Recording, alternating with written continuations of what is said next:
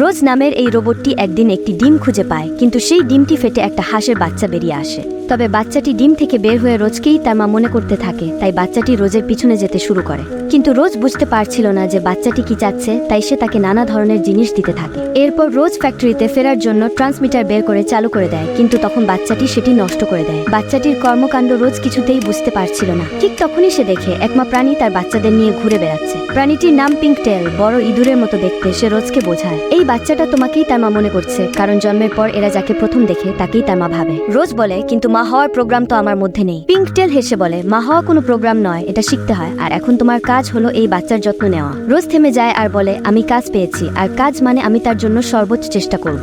সে পিঙ্কটেলের কাছে জানতে চায় কিভাবে খেয়াল রাখতে হবে। পিঙ্কটেল বলে, তোমাকে বাচ্চাটাকে খাওয়া শেখাতে হবে, সাঁতার কাটা শেখাতে হবে, আর উড়া শেখাতে হবে, কারণ শীত আসার আগেই তাকে এই দ্বীপ ছাড়তে হবে, তা না হলে সে বাঁচবে না। এইভাবে রোজের নতুন জীবন শুরু হয়। রোজ চেষ্টা করে বাচ্চাকে খাওয়া দাওয়া শেখাতে, কিন্তু তার অদ্ভুত পদ্ধতিগুলো দেখে দূর থেকে ফিঙ্ক শিয়ালটি মজা পায়। একসময় সে এসে রোজকে বলে, আমি এই জঙ্গলের সবচেয়ে বুদ্ধিমান প্রাণী, তোমাকে আমি সাহায্য করব।